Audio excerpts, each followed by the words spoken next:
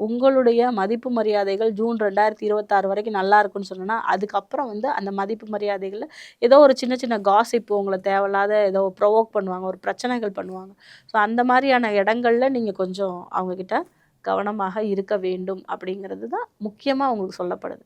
ஏன்னா, இந்த மதிப்பு மரியாதைகள் வந்து எல்லாருமே எதிர்பார்க்க மாட்டாங்க. சில ராசிகள் இதில பெக்யூலியரா இருக்கும். அதில வந்து மேஷ, சிம்ம, தனுசு முதல்ல இருக்கும். இப்ப இவங்களுக்கு வந்து இந்த இந்த இடத்துல இம்பார்ட்டன்ட் இல்லன்னா நான் இருக்கவே மாட்டேன்னு சொல்லுவாங்க.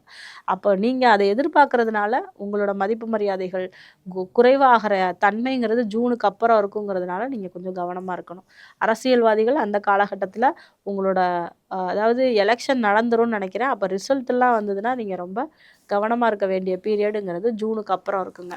பொது விஷயங்கள பார்த்தளவு வந்து பார்த்தீங்கன்னா, ஒரு வீட்ல இருக்கக்கூடிய பெண்களாக இருந்தீங்க அப்படின்னா, ஜூன் வரைக்கும் உங்களுக்கு ஆடை ஆபரண சேர்க்கை, இடம் மண்மனை சேர்க்கை இதெல்லாமே கிடைக்கும். அதுக்கப்புறம் உங்களோட ஹெல்த்ல நீங்க கொஞ்சம் கவனமா இருக்கணும்.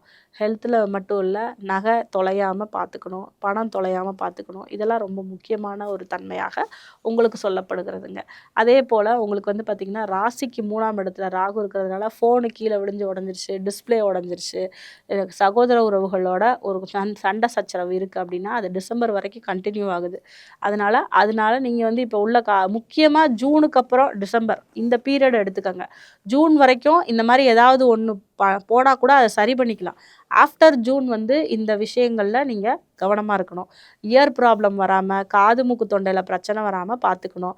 புனித பயணங்களை மேற்கொள்வதற்கு இந்த வருடமும் டிசம்பர் வரைக்குமே ரொம்ப சிறப்பான வருடமா இருக்கிறதுனால, கோயிலுக்கு வெளி தூரங்கள்ல போகக்கூடிய கோயிலுக்கு, ஒரு அருணாச்சலம் போணும், ஒரு கிரிவலம் வரணும்னா, இது ரொம்ப ரொம்ப உச்சிதமான காலமாக இருக்கும். நீங்க ரொம்ப அதுக்கெல்லாம் முயற்சிகள் பண்ணலாம்.